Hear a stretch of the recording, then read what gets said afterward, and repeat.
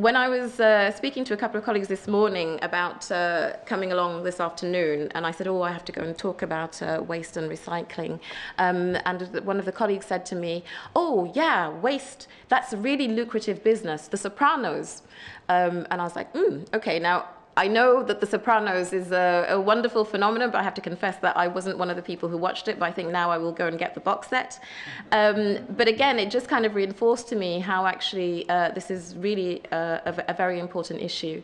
And yes, there's the sort of slightly funny reference to The Sopranos, but I think underlying this is obviously a really dark and serious issue, and it's something that somebody touched on earlier. I think it might have been Jerry, but in any case, in the earlier panel, it was touched upon in terms of how part of the characteristics in the sector, in terms of the increasing precarity that's being introduced, can lead to these types of practices where a very lucrative business can be used to exploit people, to exploit workers, and to undermine their working conditions, and as we've heard very vividly, their health and safety. Just maybe a couple of things I'd like to underline in terms of the ETUC's perspective. And again, a lot of the things that I wanted to say have already been touched on in the previous panel. But I think one of the key sort of starting points for us is that the whole idea of sort of, well, obviously, as we know, Europe is facing a very serious employment and social crisis. You know, the Commission and others tried to tell us that, you know, we're now in the recovery phase and the economy is doing better, and so the other improvements are bound to follow. But as we know, the figures in terms of unemployment generally and youth unemployment more specifically, and also in terms of poverty levels in Europe, are quite dramatic. And the key question for us is, obviously, we have to tackle the employment crisis, but in what way? And again, this is a serious issue that came up in the previous panel, because there was this question about, well, you know, we have to accept that, yes, there is a lot of job creation potential, which is absolutely true. But does that mean that we need to make a trade-off between giving people jobs, if those are any kinds of jobs, and actually giving people quality jobs? And I think that the resounding response from the European Trade Union Confederation and the people that we represent would be no. And there's absolutely no reason, there's absolutely no need for that to be the case. And that sort of takes us into this whole idea of how do we perceive and how do we look at these issues and the type, in terms of the type of labour market that we want to have, the type of society that we want to have, and what are our priorities. There is a lot of capital, there's a lot of money out there. The question is, what is happening to that money? And where is it going? Is it that it's just being sent offshore and being, floating around in terms of speculative investments and the problems that those caused? And could that money actually be redirected in a much more positive way in terms of actually investing into the things that we want to see, which is a European economy which recovers, but recovers in a sustainable way. And a very key aspect of that is obviously the environmental dimension.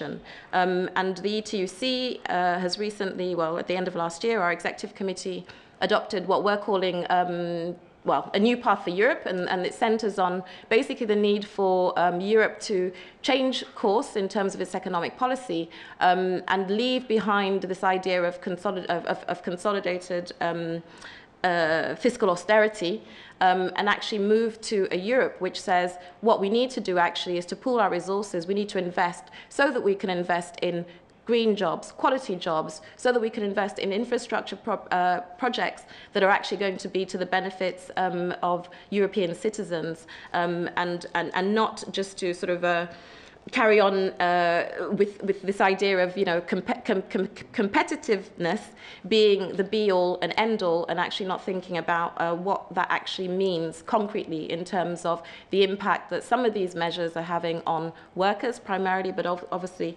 much more broadly in terms of our European citizens. It's amazing how quickly 7 minutes can go. But just to flag up, because I'm sure we will come back to a lot of these issues during the discussion. But in terms of concretely the ETUC, we adopted a resolution in December 2012 on the efficient use of natural resources. And one of the key things that we say in this resolution is that, yes, the European economy needs to be developed, but a key aspect to doing that, and we need to have a transition to a more sustainable economy, and a key aspect to this is that the European Union needs to adopt a just transition roadmap.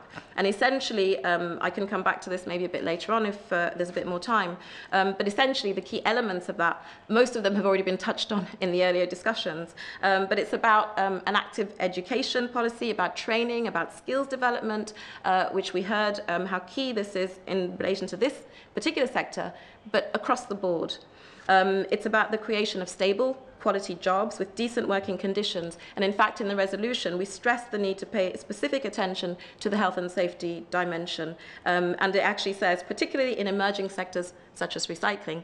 The social dialogue. Again, we heard earlier on about how important it is for workers to be involved in these processes.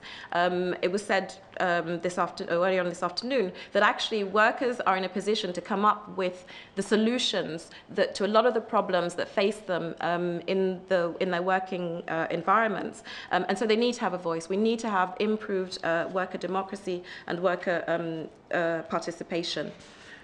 The other element of this idea of the just transition is about solidarity mechanisms, because even though we know and we've heard about the potential for job creation in this sector, we have to accept as well that part of the sort of phenomenon or the process of greening jobs will mean that some jobs are lost. And yes, we have to train people to enable them to adapt to these changes, but in the meantime, we need to make sure that there are proper solidarity mechanisms to cope with the fallout of people losing their jobs. And again, this brings me back to this issue about where we're going with our economic policy, because certainly in the age of austerity, where we see that actually social protection systems and all the rest of it are completely being undermined, this is a complete contradiction to what we actually need to have. I'll end there because, as I said, the 7 minutes goes incredibly quickly, but I'm sure that we'll be able to come back to some of these issues. Thanks.